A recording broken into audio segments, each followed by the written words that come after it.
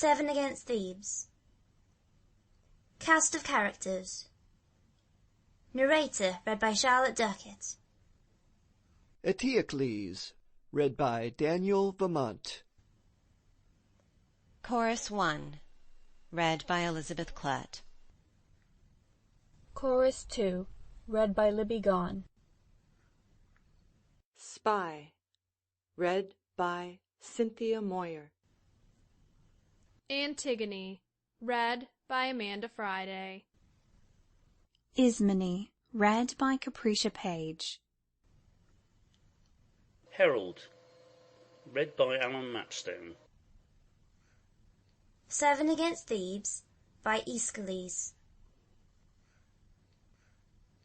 Clansmen of Cadmus, at the signal given by time and season, must the ruler speak, who sets the course and steers the ship of state with hand upon the tiller, and with eye watchful against the treachery of sleep. For if all go aright, thank heaven, men say, but if adversely, which may God forfend, one name on many lips, from street to street, would bear the bruit and rumor of the time. Down with Eteocles! A clamorous curse, a dirge of ruin. May averting Zeus make good his title here, in Cadmus hold. You, it beseems now, boys, unripened yet to lusty manhood, men gone past the prime and increase of the full begetting seed, and those whom youth and manhood well combined. Array for action! All to rise in aid of city, shrines, and altars of all powers who guard our land, that ne'er, to end of time, be blotted out the sacred service due to our sweet motherland, and to her brood. For she it was, who to their guest-right called your waxing youth, was patient of the toil, and cherished you on the land's gracious lap, alike to plant the hearth and bear the shield in loyal service for an hour like this. Mark now, until today luck rules our scale, for we, though long beleaguered, in the main have with our sallies struck the foeman hard. But now the seer, the feeder of the birds, whose art unerring and prophetic skill of ear and mind divines their utterance without the lore of fire interpreted, foretelleth, by the mastery of his art, that now an onset of Achaea's host is by a counsel of the night designed to fall in double strength upon our walls. Up and away, then, to the battlements, the gates, the bulwarks. Don your panoplies, array you at the breastwork, take your stand on floorings of the towers, and with good heart stand firm for sudden sallies at the gates. Nor hold too heinous a respect for hordes sent on you from afar. Some God will guard. I, too, for shrewd espial of their camp, have sent forth scouts, and confidence is mine. They will not fail nor tremble at their task, and with their news I fear no foeman's guile. Enter a spy. Eteocles, high king of Cadmus's folk, I stand here with news certified and sure from Argos's camp, things by myself descried. 7 warriors yonder, doughty chiefs of might, into the crimsoned concave of a shield have shed a bull's blood, and with hands immersed into the gore of sacrifice, have sworn by Ares, Lord of fight, and by thy name, blood-lapping terror. Let our oath be heard, either to raze the walls, make void the hold of Cadmus, strive his children as they may, or, dying here, to make the foeman's land with blood impasted.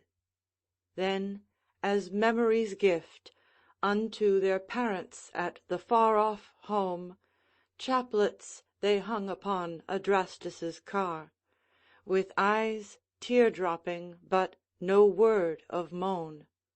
For their steeled spirit glowed with high resolve, as lions pant, with battle in their eyes. For them no weak alarm delays the clear issues of death or life. I parted thence, even as they cast the lots, how each should lead, against which gate his serried company. Rank then thy bravest, with what speed thou mayst, hard by the gates, to dash on them, for now full armed the onward ranks of Argos come. The dust whirls up, and from their panting steeds white foamy flakes like snow bedew the plain. Thou, therefore, chieftain, like a steersman skilled, enshield the city's bulwarks, ere the blast of war comes darting on them. Hark the roar of the great land-storm with its waves of men. Take fortune by the forelock. For the rest, by yonder dawn-light will I scan the field, clear and aright, and surety of my word shall keep thee scatheless of the coming storm. O Zeus and earth and city-guarding gods, and thou, my father's curse of baneful might, spare ye at least this town, nor root it up by violence of the foemen, stock and stem. For here, from home and hearth, rings Hellas' tongue. Forbid that e'er the yoke of slavery should bow this land of freedom, Cadmus hold. Be ye her help. Your cause I plead with mine. A city saved doth honor to her gods. Exit Eteocles, etc. Enter the chorus of maidens. I wail in the stress of my terror, and shrill is my cry of despair. The foemen roll forth from their camp as a billow, and onward they bear. Their horsemen are swift in the forefront, the dust rises up to the sky. A signal, though speechless, of doom, a herald more clear than a cry.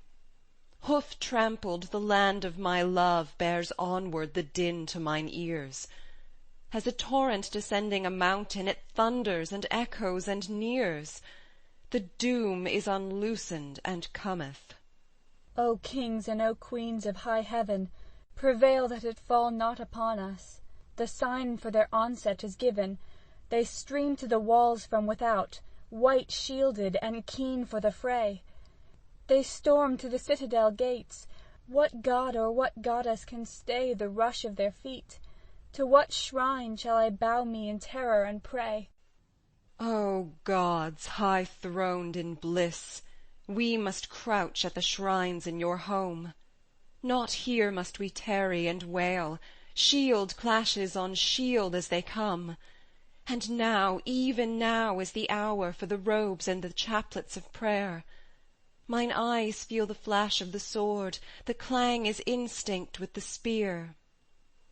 Is thy hand set against us, O Ares, in ruin and wrath to o'erwhelm thine own immemorial land? O God of the golden helm, look down upon us, we beseech thee, on the land that thou lovest of old. And ye, O protecting gods, in pity your people behold. Yea, save us, the maidenly troop, from the doom and despair of the slave. For the crests of the foemen come onward, their rush is the rush of a wave rolled on by the war god's breath. Almighty One, hear us and save from the grasp of the Argives' might. To the ramparts of Cadmus they crowd, and clenched in the teeth of the steeds the bits clink horror aloud.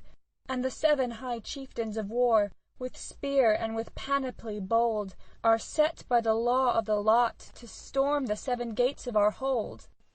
Be near and befriend us, O Pallas, the Zeus-born maiden of might. O Lord of the steed and the sea, be thy trident uplifted to smite in eager desire of the fray, Poseidon. and Ares come down in fatherly presence revealed to rescue harmonious town. Thine too, Aphrodite, we are. Thou art mother and queen of our race. To thee we cry out in our need. From thee let thy children have grace. Ye too, to scare back the foe, be your cry as a wolf's howl wild. Thou, O the wolf-lord, and thou of she-wolf Leto the child, woe and alack for the sound, for the rattle of cars to the wall, and the creak of the grinding axles. O Hera, to thee is our call. Artemis, maiden beloved, the air is distraught with the spears, and whither doth destiny drive us, and where is the goal of our fears? The blast of the terrible stones on the ridge of our wall is not stayed. At the gates is the brazen clash of the bucklers. Apollo to aid! Thou too, O daughter of Zeus, who guidest the wavering fray, to the holy decision of fate, Athena, be with us today. Come down to the sevenfold gates, and harry the foemen away. O gods, and O sisters of gods, our bulwark and guard, we beseech that ye give not our war-worn hold to a rabble of alien speech. List to the call of the maidens, the hands held up for the right. Be near us, protect us, and show that the city is dear in your sight. Have need for her sacrifice holy, and thought of her offerings take. Forget not her love and her worship. Be near her, and smite for her sake. Re-enter Eteocles. Hark to my question, things detestable. Is this a right, and for the city's weal, and helpful to our army thus beset, that ye, before the statues of our gods, should fling yourselves, and scream and shriek your fears? Immodest, uncontrolled, be this my lot, never in troublous nor in peaceful days to dwell with aught that wears a female form. Where womankind has power, no man can house. Where womankind feeds panic, ruin rules alike in house and city. Look you now, your flying feet, and rumor of your fears, have spread as soulless panic on our walls, and they without do go from strength to strength, and we within make breach upon ourselves. Such fate it brings, to house with womankind. Therefore, if any shall resist my rule, or man, or woman, or some sexless thing, the vote of sentence shall decide their doom, and stones of execution past escape shall finish all. Let not a woman's voice be loud in council, for the things without a man must care. Let women keep within. Even then is mischief all too probable. Hear ye, or speak I to unheeding ears? Ah, but I shudder, child of Oedipus. I heard the clash and clang. The axles rolled and rumbled. Woe to us, fire-welded bridles rang. Say, when a ship is strained and deep in brine, did e'er a seaman mend his chance who left the helm t'invoke the image at the prow? Ah, but I fled to the shrines, I called to our helpers on high. When the stone shower roared at the portals, I sped to the temples aloft, and loud was my call and my cry, Look down and deliver, immortals. Aye, pray amain that stone may vanquish steel. Were not that grace of gods? Aye, methinks, when cities fall, the gods go forth from them. Ah, let me die, or ever I behold the gods go forth in conflagration dire. The foemen's rush and raid, and all our hold wrapped in the burning fire. Cry not on heaven in impotent debate. What saith the saw? Good saving strength, in verity, out of obedience breeds the babe prosperity. 'Tis true, yet stronger is the power divine. And oft when man's estate is overbowed, with bitter pangs disperses from his eyne the heavy hanging cloud. Let men with sacrifice and augury approach the gods when comes the tug of war. Maids must be silent and abide within. By grace of the gods we hold it, a city untamed of the spear, and the battlement wards from the wall the foe and his aspect of fear. What need of displeasure herein? Aye, pay thy vows to heaven, I grudge them not.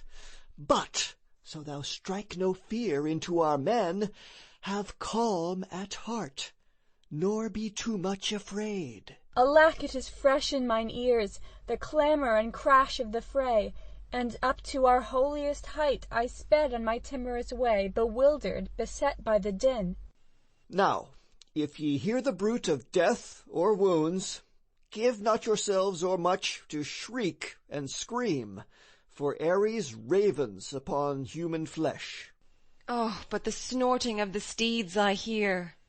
Then, if thou hearest, hear them not too well. Hark, the earth rumbles as they close us round. Enough if I am here, with plans prepared. Alack, the battering at the gates is loud. Peace, stay your tongue, or else the town may hear. O warders of the walls, betray them not. Bestrew your cries, in silence face your fate. Gods of our city, see me not enslaved. On me, on all, thy cries bring slavery.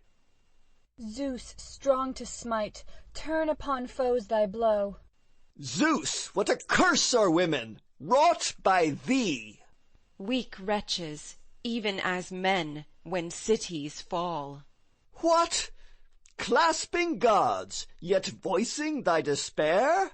In the sick heart fear maketh prey of speech. Light is the thing I ask thee. Do my will. Ask swiftly, swiftly shall I know my power. Silence, weak wretch, nor put thy friends in fear. I speak no more. The general fate be mine. I take that word as wiser than the rest. Nay, more. These images possess thy will. Pray, in their strength, that heaven be on our side. Then hear my prayers withal, and then ring out the female triumph note, thy privilege. Yea, utter forth the usage Hellas knows, the cry beside the altars, sounding clear encouragement to friends, alarm to foes. But I, unto all gods that guard our walls, lords of the plain or warders of the mart, and to Isthmus stream and Dirge's rills, I swear, if fortune smiles and saves our town, that we will make our altars reek with blood of sheep and kine, shed forth unto the gods, and with victorious tokens front our fannies. Corsets and cases that once our foemen wore, spear-shattered now, to deck these holy homes. Be such thy vows to heaven. Away with sighs, away with outcry vain and barbarous that shall avail not in a general doom. But I will back, and with 6 chosen men, myself the 7th, to confront the foe in this great aspect of a poised war, return and plant them at the 7-fold gates, or ere the prompt and clamorous battle scouts haste to inflame our council with the need. Exit Eteocles. I mark his words, yet dark and deep my heart's alarm forbiddeth sleep. Close clinging cares around my soul enkindle fears beyond control, presageful of what doom may fall from the great leaguer of the wall. So a poor dove is faint with fear for her weak nestlings, while anew glides on the snaky ravisher. In troop and squadron, hand on hand, they climb and throng, and hemmed we stand, while on the warders of our town the flinty shower comes hurtling down. Gods born of Zeus, put forth your might for Cadmus' city, realm, and right. What nobler land shall e'er be yours, if once ye give to hostile powers the deep rich soil, and Dirce's wave, the nursing stream Poseidon gave, and Tethys' children? Up and save! cast on the ranks that hem us round a deadly panic, make them fling their arms in terror on the ground, and die in carnage. Thence shall spring high honour for our clan and king. Come at our wailing cry, and stand as throned sentries of our land. For pity and sorrow it were that this immemorial town should sink to be slave of the spear, to dust and to ashes gone down, by the gods of Achaean worship and arms of Achaean might, sacked and defiled and dishonoured, its women the prize of the fight, that hailed by the hair as a steed, their mantles dishevelled and torn, the maiden and matron alike should pass to the wedlock of scorn. I hear it arise from the city, the manifold wail of despair. Woe, woe for the doom that shall be, as in grasp of the foemen they fare.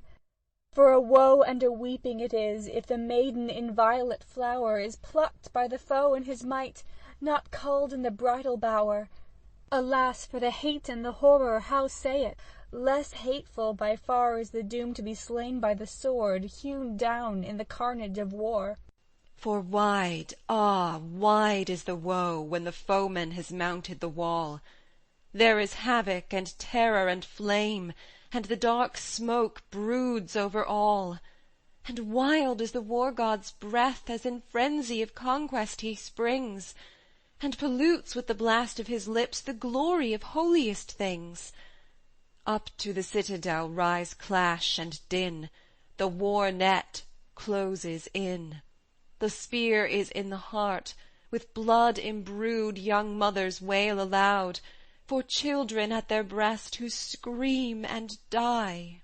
And boys and maidens fly, yet scape not the pursuer in his greed, to thrust and grasp and feed.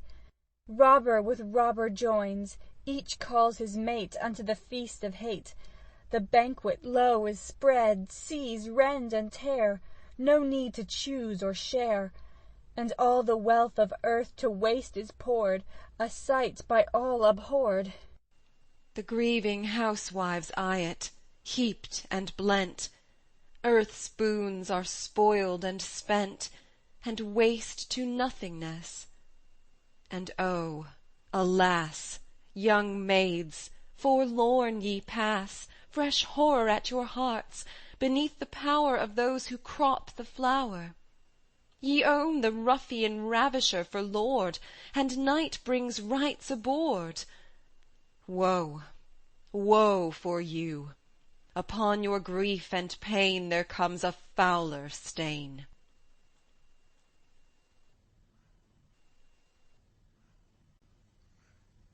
Seven Against Thebes by Aeschylus. Enter, on one side the spy, on the other Eteocles and the 6 champions. Look, friends, methinks the scout who parted hence to spy upon the foemen comes with news, his feet as swift as wafting chariot wheels. Ay, and our king, the son of Oedipus, comes to prompt the time, to learn the spy's report. His heart is fainter than his foot is fast. Well have I scanned the foe, and well can say unto which chief by lot each gate is given. Tydeus already with his onset cry storms at the gate called Protides, but him the seer Amphiaraus holds at halt, nor wills that he should cross Ismenus' ford until the sacrifices promise fair. But Tydeus, mad with lust of blood and broil, like to a cockatrice at noontide hour, hisses out wrath and smites with scourge of tongue the prophet son of Oicleus. Wise thou art, faint against war, and holding back from death. With such revilings loud upon his lips, he waves the triple plumes that o'er his helm float overshadowing as a courser's mane, and at his shield's rim, terror in their tone, clang and reverberate the brazen bells. And this proud sign wrought on his shield he bears, the vault of heaven inlaid with blazing stars, and for the boss the bright moon glows at full, the eye of night, the first and lordliest star.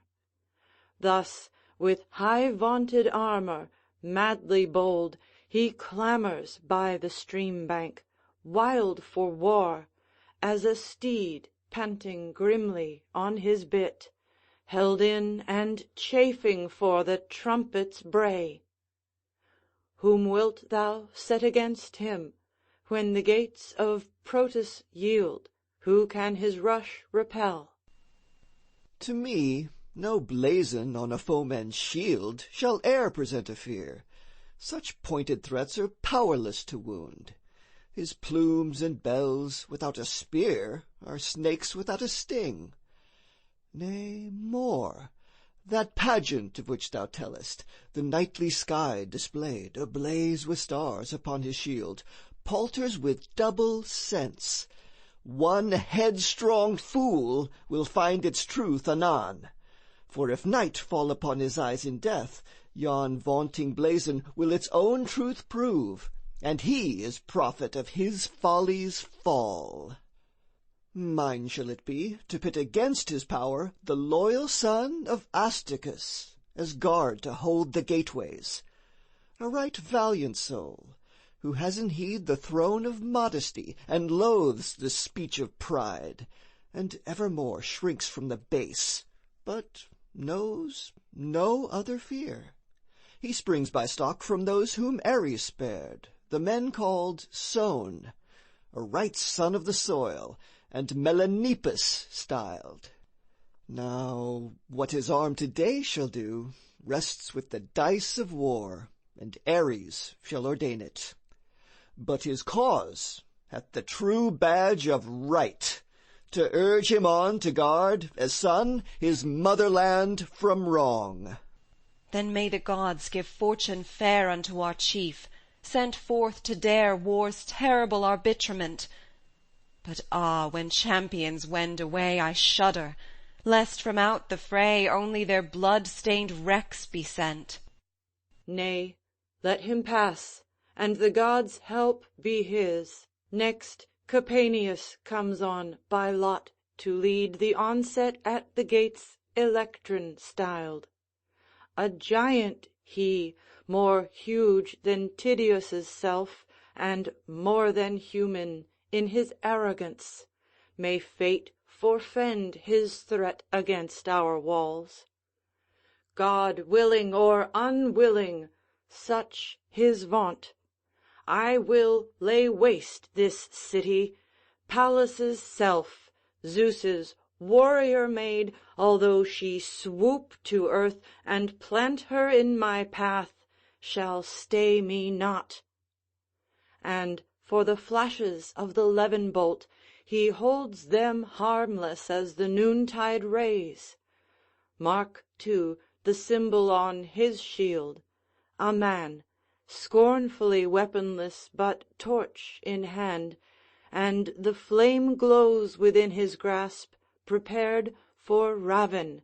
Lo, the legend wrought in words, "Fire for the city bring I," flares in gold. Against such wight send forth yet whom? What man will front that vaunting figure and not fear?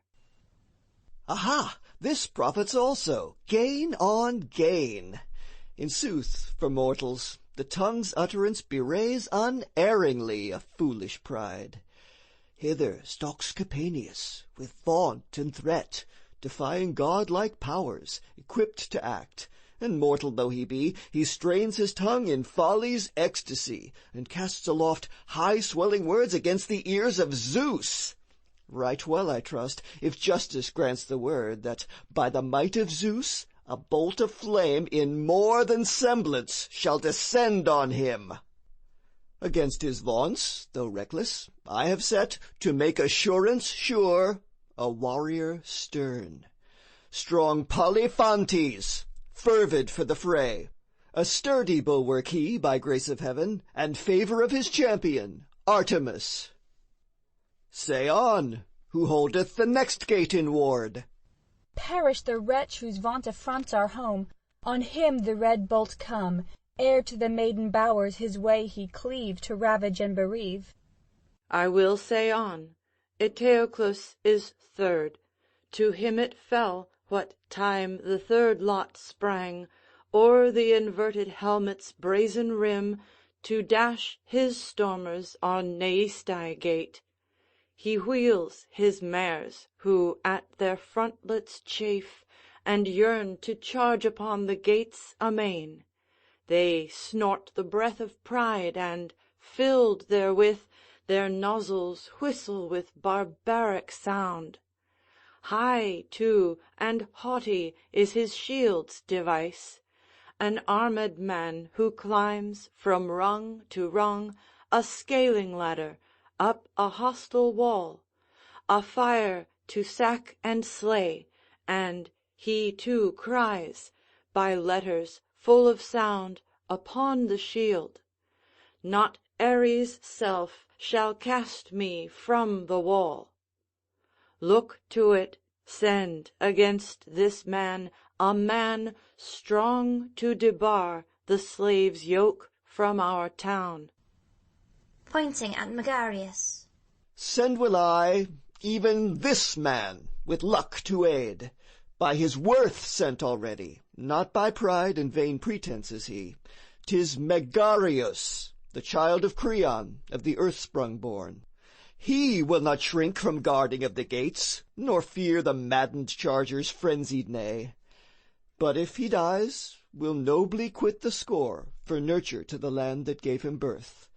Or from the shield side hew 2 warriors down, Eteoclus and the figure that he lifts, aye, and the city pictured, all in one, and deck with spoils the temple of his sire.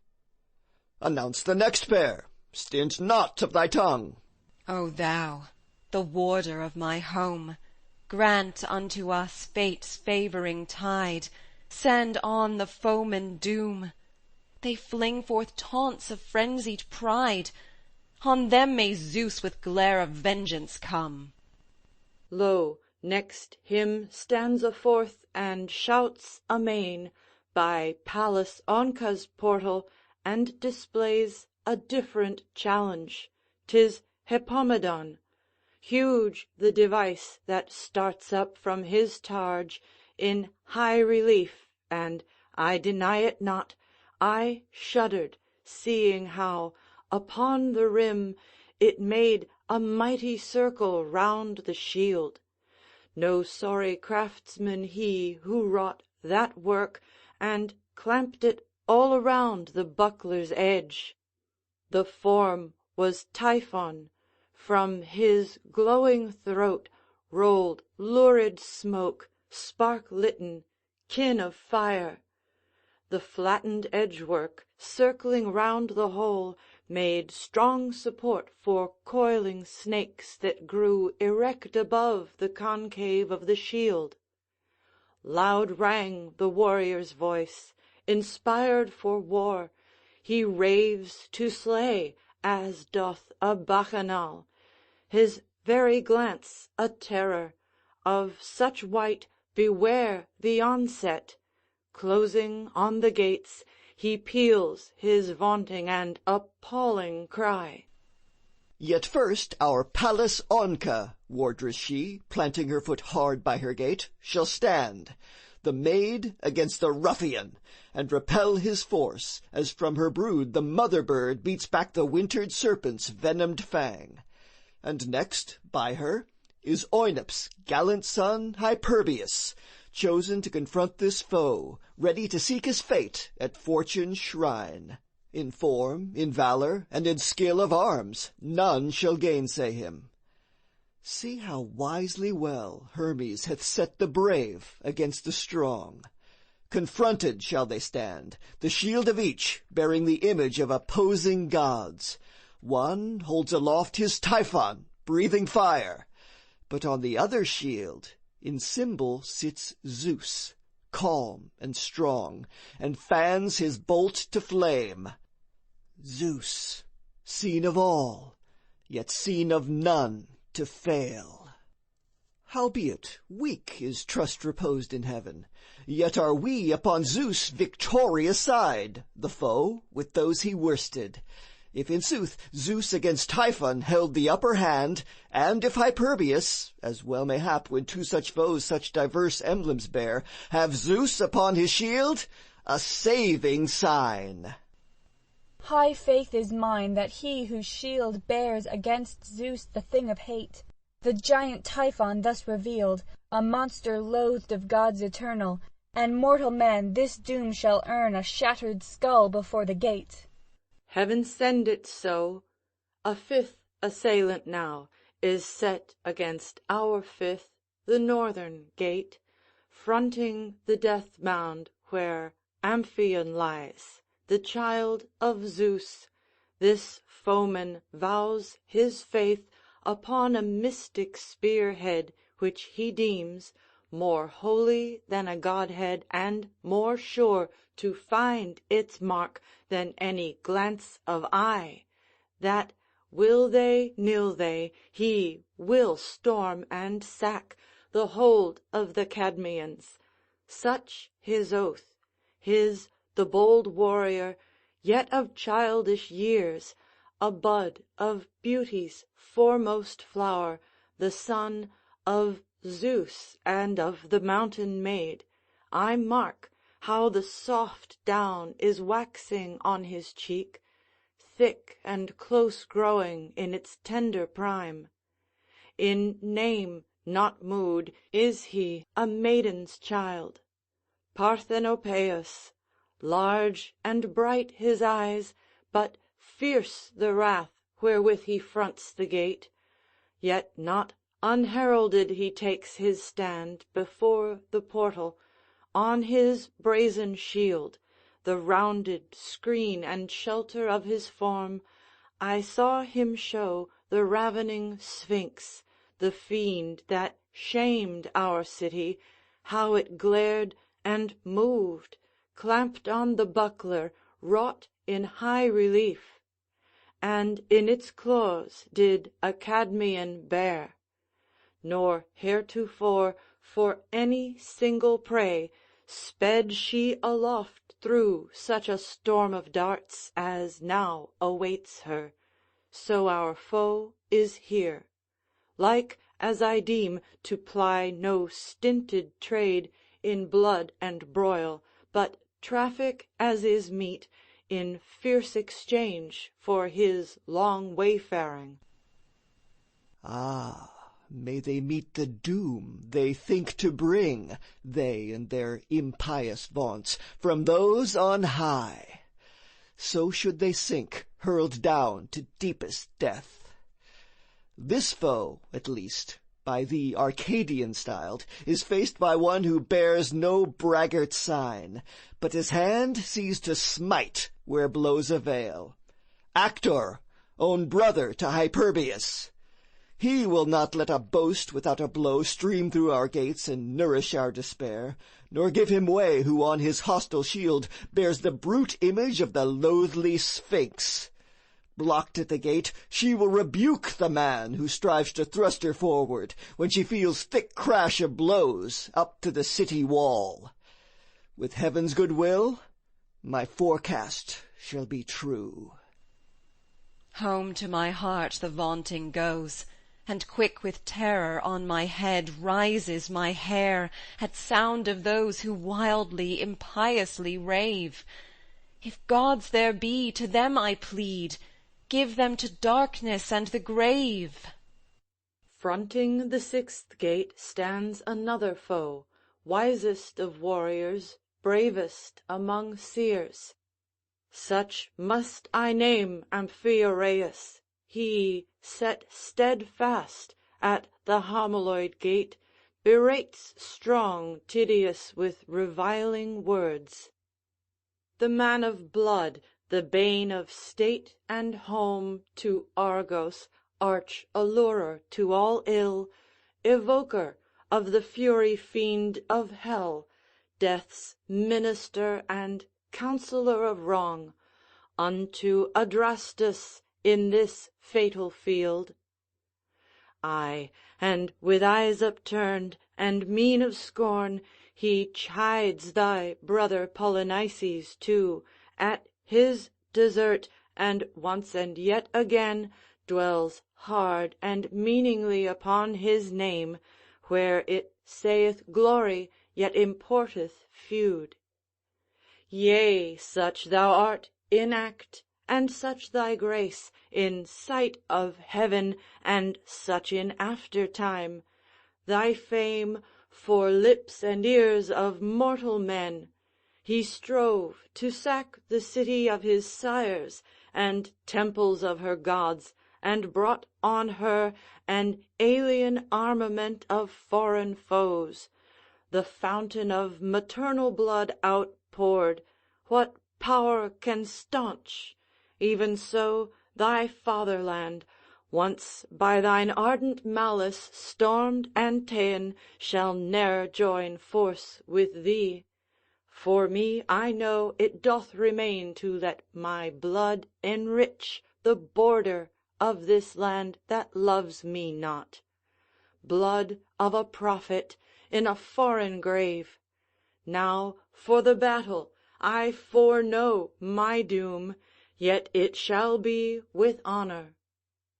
So he spake, the prophet, holding up his targe of bronze wrought without blazon, to the ears of men who stood around and heeded not his word.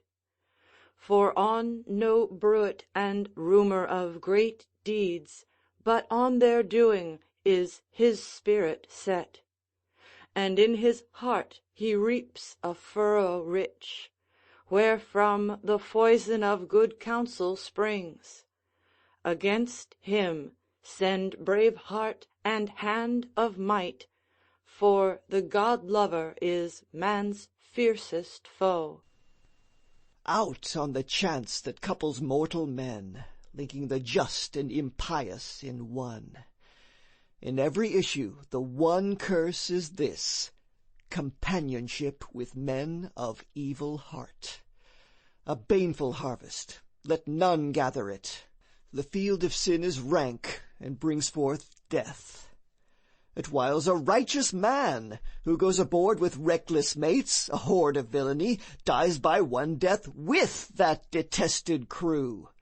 At whiles the just man, joined with citizens ruthless to strangers, recking naught of heaven, trapped against nature in one net with them, dies by God's thrust and all-including blow. So will this prophet die, even Oicleus' child, sage, just, and brave, and loyal towards heaven, potent in prophecy, but mated here with men of sin, too boastful to be wise. Long is their road, and they return no more. And at their taking off, by hand of Zeus, the prophet too shall take the downward way. He will not, so I deem, assail the gate, not as through cowardice or feeble will, but as one knowing to what end shall be their struggle in the battle, if indeed fruit of fulfilment lie in Loxias' word. He speaketh not, unless to speak avails. Yet for more surety we will post a man, strong Lasthenes, as warder of the gate, stern to the foeman. He hath age's skill, mated with youthful vigor, and an eye forward, alert, swift too his hand, to catch the fenceless interval twixt shield and spear. Yet man's good fortune lies in hand of heaven. Unto our loyal cry, ye gods, give ear. Save, save the city! Turn away the spear! Send on the foemen fear! Outside the rampart fall they, rent and riven, beneath the bolt of heaven. Last, let me name yon seventh antagonist, thy brother's self at the seventh portal set. Hear with what wrath he imprecates our doom, vowing to mount the wall, though banished hence, and peal aloud the wild exulting cry, "The town is ta'en!" then clash his sword with thine, giving and taking death in close embrace, or, if thou scapest, flinging upon thee, as robber of his honour and his home, the doom of exile, such as he has borne.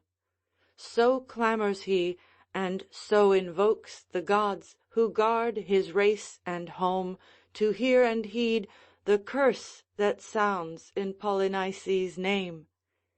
He bears a round shield, fresh from forge and fire, and wrought upon it is a twofold sign. For, lo, a woman leads decorously the figure of a warrior wrought in gold. And thus the legend runs, "I Justice am, and I will bring the hero home again, to hold once more his place within this town, once more to pace his sire's ancestral hall." Such are the symbols by our foemen shown. Now make thine own decision whom to send against this last opponent. I have said, nor canst thou in my tidings find a flaw. Thine is it now to steer the course aright. Ah me, the madman and the curse of heaven! And woe for us, the lamentable line of Oedipus, and woe that in this house our father's curse must find accomplishment. But now a truce to tears and loud lament, lest they should breed a still more rueful wail. As for this Polynices, named too well, soon shall we know how his device shall end, whether the gold-wrought symbols on his shield, in their mad vaunting and bewildered pride, shall guide him as a victor to his home. For had but Justice, maiden child of Zeus, stood by his act and thought, it might have been. Yet never, from the day he reached the light out of the darkness of his mother's womb, never in childhood, nor in youthful prime, nor when his chin was gathering its beard, hath Justice hailed or claimed him as her own. Therefore I deem not that she standeth now to aid him in this outrage on his home. Misnamed, in truth, were Justice utterly, if to impiety she lent her hand. Sure in this faith, I will myself go forth and match me with him. Who hath fairer claim? Ruler against one fain to snatch the rule, brother with brother matched, and foe with foe will I confront the issue. To the wall! O thou true heart, O child of Oedipus, be not in wrath too like the man whose name murmurs an evil omen. 'Tis enough that Cadmus' clan should strive with Argos' host, for blood there is that can atone that stain. But brother upon brother dealing death, not time itself can expiate the sin. If man find hurt, yet clasp his honour still, 'tis well. The dead have honour, naught beside. Hurt with dishonour wins no word of praise. Ah, what is thy desire? Let not the lust and ravin of the sword bear thee adown the tide accursed, abhorred. Fling off thy passion's rage, thy spirit's prompting dire. Nay, since the god is urgent for our doom, let Laius' house, by Phoebus loathed and scorned, follow the gale of destiny and win its great inheritance, the gulf of hell. Ruthless thy craving is, craving for kindred and forbidden blood to be outpoured, a sacrifice imbrued with sin, a bitter fruit of murderous enmities. Yea, my own father's fateful curse proclaims, a ghastly presence, and her eyes are dry. Strike! Honour is the prize, not life prolonged. Ah, be not urged of her, for none shall dare to call thee coward in thy throned estate. Will not the Fury in her sable pall pass outward from these halls, what time the gods welcome a votive offering from our hands. The gods! Long since they hold us in contempt, scornful of gifts thus offered by the lost. Why should we fawn and flinch away from doom? Now when it stands beside thee, for its power may with a changing gust of milder mood temper the blast that bloweth wild and rude and frenzied in this hour. Aye, kindled by the curse of Oedipus. All too prophetic. Out of dreamland came the vision, meting out our sire's estate. Heed women's voices, though thou love them not. Say aught that may avail, but stint thy words. Go not thou forth to guard the seventh gate. Words shall not blunt the edge of my resolve. Yet the gods love to let the weak prevail. That, to a swordsman, is no welcome word. Shall thine own brother's blood be victory's palm? Ill, which the gods have sent, thou canst not shun. Exit Eteocles. I shudder in dread of the power, abhorred by the gods of high heaven, the ruinous curse of the home, till roof-tree and rafter be riven. Too true are the visions of ill, too true the fulfilment they bring, to the curse that was spoken of old by the frenzy and wrath of the king. Her will is the doom of the children, and discord is kindled amain. And strange is the lord of division, who cleaveth the birthright in twain, the edged thing born of the north, the steel that is ruthless and keen, dividing in bitter division the lot of the 3 children of Teen. Not the wide lowland around, the realm of their sire shall they have, yet enough for the dead to inherit, the pitiful space of a grave. Ah, but when kin meets king, when sire and child unknowing are defiled by shedding common blood, and when the pit of death devour it, drinking the clotted stain, the gory dye, who can purify? Who cleanse pollution, where the ancient bane rises and reeks again? Whilome in olden days the sin was wrought, and swift requital brought, yea, on the children of the child came still new heritage of ill. For thrice Apollo spoke this word divine from Delphi's central shrine to Laius, Die thou childless. Thus alone can the land's weal be won. But vainly with his wife's desire he strove, and gave himself to love, begetting Oedipus, by whom he died, the fateful parricide. The sacred seed plot, his own mother's womb, he sowed, his house's doom. A root of blood, by frenzy lured, they came unto their wedded shame. And now the waxing surge, the wave of fate, rolls on them triply great. One billow sinks, the next towers high and dark above our city's bark. Only the narrow barrier of the wall totters as soon to fall. And if our chieftains in the storm go down, what chance can save the town? Curses inherited from long ago, bringing heavy freight of woe. Rich stores of merchandise o'erload the deck. Nearer, nearer comes the wreck, and all is lost, cast out upon the wave, floating with none to save. Whom did the gods, whom did the chief of men, whom did each citizen in crowded concourse in such honour hold as Oedipus of old, when the grim fiend that fed on human prey he took from us away?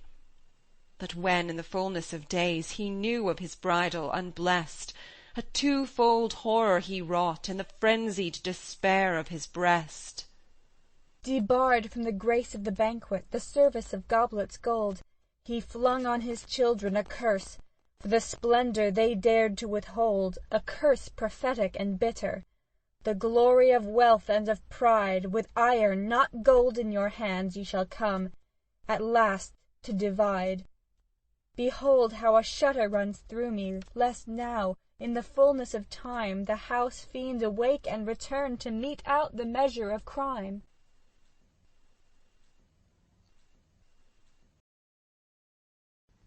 Seven against Thebes, by Aeschylus. Enter the spy. Take heart, ye daughters, whom your mother's milk made milky-hearted.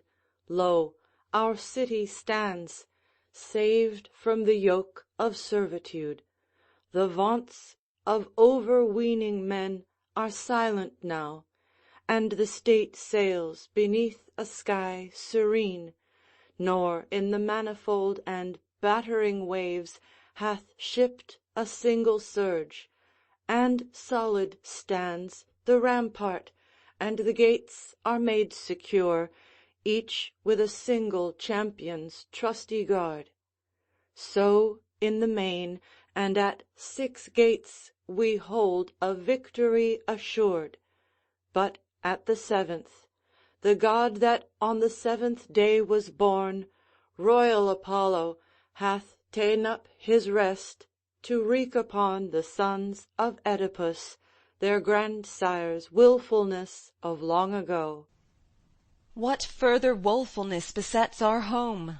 The home stands safe, but the princes twain. Who? What of them? I am distraught with fear. Hear now, and mark, the sons of Oedipus. O my prophetic soul, I feel their doom. Have done with questions, with their lives crushed out. Lie they out yonder? The full horror speak. Did hands meet hands more close than brotherly? Came fate on each, and in the selfsame hour? Yea, blotting out the lineage ill-starred. Now mix your exultation and your tears over a city saved, the while its lords, twin leaders of the fight, have parcelled out with forged arbitrament of Scythian steel the full division of their fatherland, and, as their fathers' imprecation bade, shall have their due of land, a 2-fold grave. So is the city saved. The earth has drunk blood of twin princes, by each other slain. O mighty Zeus and guardian powers, the strength and stay of Cadmus' towers, shall I send forth a joyous cry, Hail to the Lord of weal renewed? Or weep the misbegotten twain born to a fatal destiny, each numbered now among the slain, each dying in ill fortitude, each truly named, each child of feud? O darkened all-prevailing ill that broods o'er Oedipus and all his line, numbing my heart with mortal chill, ah me, this song of mine, which Thyad-like I woke, now falleth still, or only tells of doom and echoes round a tomb. Dead are they, dead in their own blood they lie, ill omens the consent that hails our victory. The curse a father on his children spake hath faltered not nor failed. Not, Laius, thy stubborn choice availed, first to beget, then in the after day, and for the city's sake the child to slay. For naught can blunt nor mar the speech oracular. Children of teen, by disbelief ye erred, yet in wild weeping came fulfilment of the word. Antigone and Ismene approach with a train of mourners, bearing the bodies of Eteocles and Polynices. Look up, look forth, the doom is plain, nor spake the messenger in vain. A 2-fold sorrow, 2-fold strike, each brave against his brother's life, in double doom hath sorrow come. How shall I speak it on the home? Alas, my sisters, be your sighs the gale, the smiting of your brows the plash of oars, wafting the boat to Acheron's dim shores, that passeth ever with its darkened sail on its uncharted voyage and sunless way. Far from thy beams, Apollo, god of day, the melancholy bark bound for the common bourne, the harbour of the dark. Look up, look yonder from the home, Antigone and Ismene come, on the last saddest errand bound, to chant a dirge of doleful sound, with agony of equal pain, above their brethren slain. Their sister bosoms surely swell, heart with rent heart according well in grief for those who fought and fell. Yet, ere they utter forth their woe, we must awake the rueful strain to vengeful powers in realms below, and mourn hell's triumph for the slain. Alas! of all the breast who bind, yea, all the race of womankind, O maidens, ye are most bereaved. For you the teardrops start, deem that in truth and undeceived ye hear the sorrows of my heart. To the dead. Children of bitterness and sternly brave, one proud of heart against persuasion's voice, one against exile proof. Ye win your choice, each in your fatherland a separate grave. Alack, on house and heritage they brought a baneful doom and death for wage.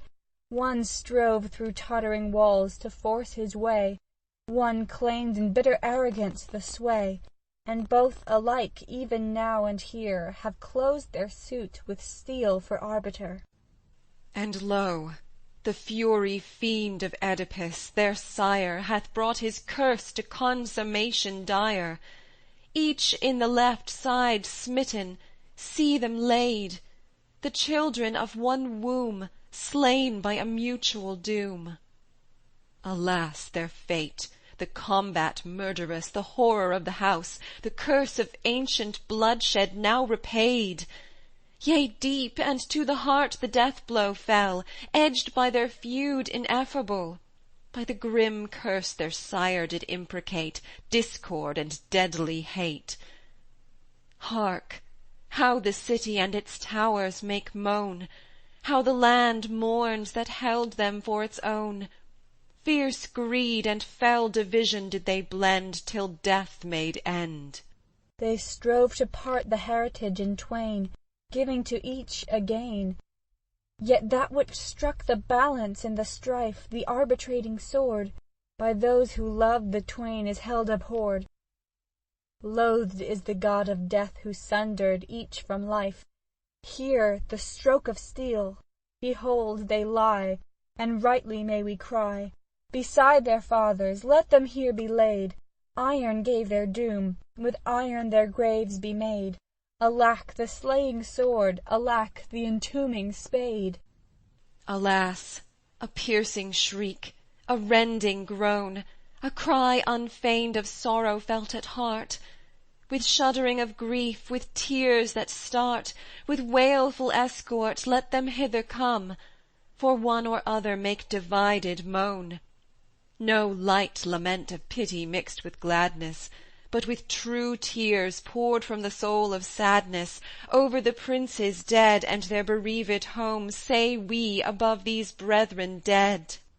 On, citizen, on, foreign foe, brave was their rush and stern their blow, now lowly they are laid. Beyond all women upon earth, woe, woe for her who gave them birth.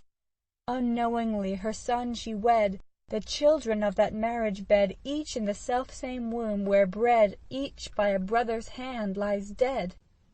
Yea, from one seed they sprang, and by one fate their heritage is desolate. The heart's division sundered claim from claim, and from their feud death came. Now is their hate allayed, now is their life stream shed, ensanguining the earth with crimson dye. Lo, from one blood they sprang, and in one blood they lie. A grievous arbiter was given the twain, the stranger from the northern main, the sharp dividing sword, fresh from the forge and fire. The war god, treacherous, gave ill award, and brought their father's curse to a fulfilment dire. They have their portion, each his lot and doom, given from the gods on high. Yea, the piled wealth of fatherland for tomb shall underneath them lie. Alas, alas, with flowers of fame and pride, your home ye glorified, but in the end the Furies gathered round with chants of boding sound, shrieking, In wild defeat and disarray, behold, ye pass away. The sign of ruin standeth at the gate, there where they strove with fate, and the ill power beheld the brothers fall, and triumphed over all. Antigone, Ismene, and Chorus. Processional chants. Thou wert smitten in smiting, thou didst slay and wert slain. By the spear of each other ye lie on the plain. And ruthless the deed that ye wrought was, and ruthless the death of the twain. Take voice, O my sorrow, flow tear upon tear. Lay the slain by the slayer, made one on the bier.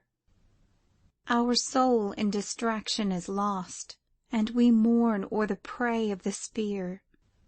Ah, woe for your ending, unbrotherly wrought, and woe for the issue, the fray that ye fought, the doom of a mutual slaughter, whereby to the grave ye are brought.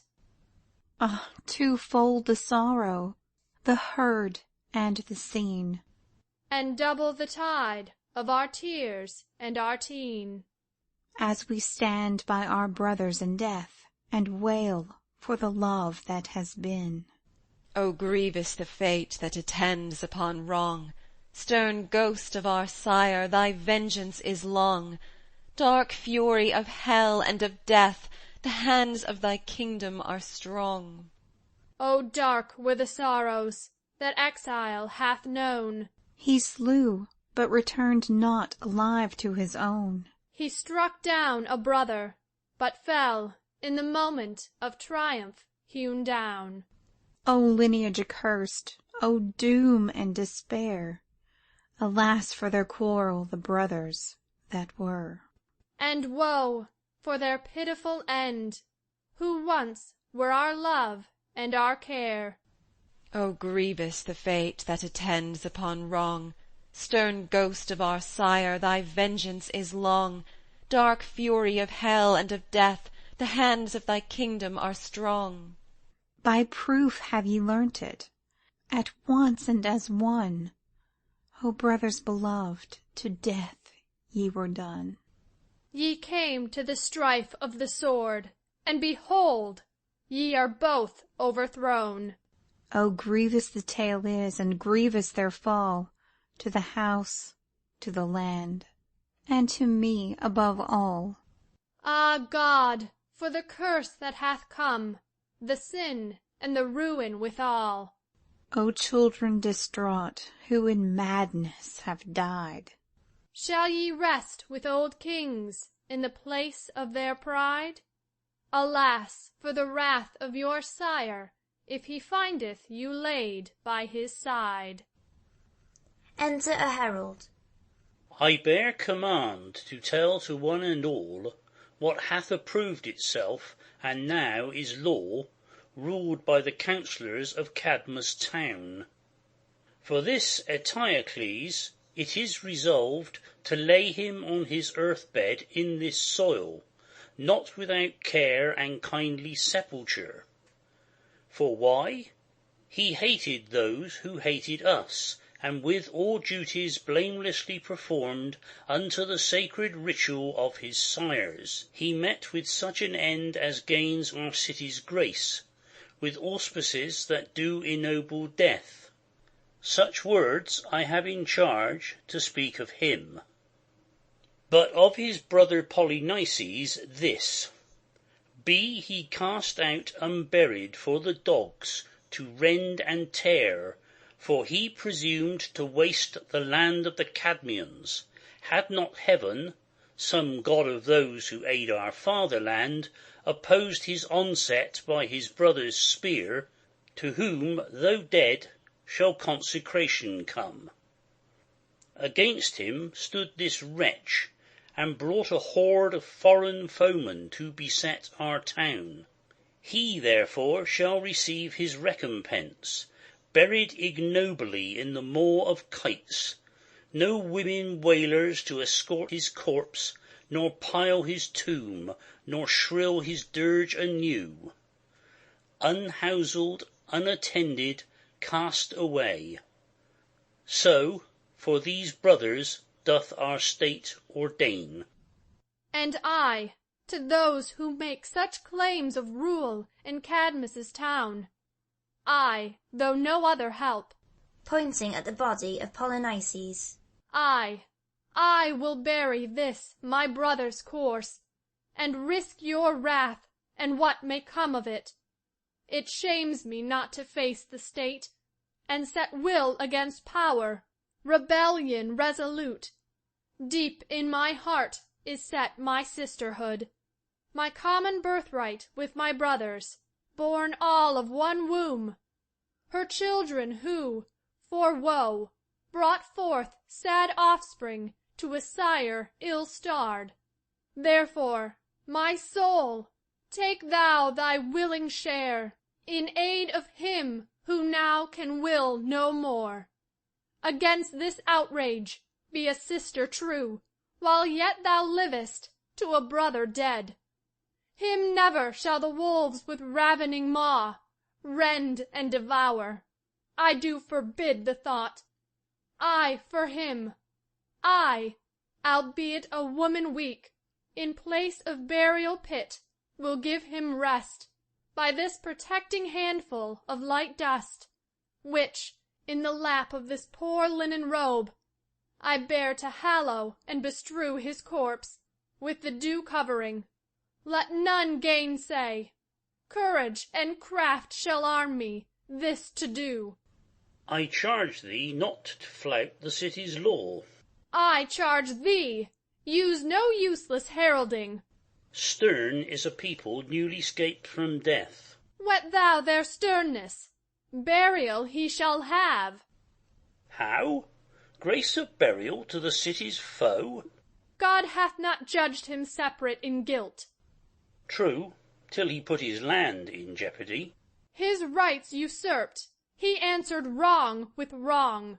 Nay, but for one man's sins he smote the state. Contention doth outtalk all other gods. Prate thou no more, I will to bury him. Will an thou wilt, but I forbid the deed. Exit the herald. Exulting fates, who waste the line and whelm the house of Oedipus, fiends, who have slain in wrath condign the father and the children thus, what now befits it that I do, what meditate, what undergo? Can I the funeral rite refrain, nor weep for Polynices slain? But yet with fear I shrink and thrill, presageful of the city's will. Thou, O Eteocles, shalt have full rites and mourners at thy grave, but he, thy brother slain, shall he with none to weep or cry, alas, to unbefriended burial pass? Only one sister o'er his bier to raise the cry and pour the tear. Who can obey such stern decree? Let those who hold our city's sway wreak or forbear to wreak their will on those who cry, ah, well a day! Lamenting Polynices still, we will go forth, and side by side with her due burial will provide. Royal he was, to him be paid our grief wherever he be laid. The crowd may sway and change, and still take its caprice for justice will, but we this dead Eteocles, as justice wills and right decrees, will bear unto his grave. For under those enthroned on high, and Zeus's eternal royalty, he unto us salvation gave. He saved us from the foreign yoke, a wild assault of outland folk, a savage, alien wave. Exeunt. End of 7 Against Thebes by Aeschylus. Translated by E.D.A. Morshead.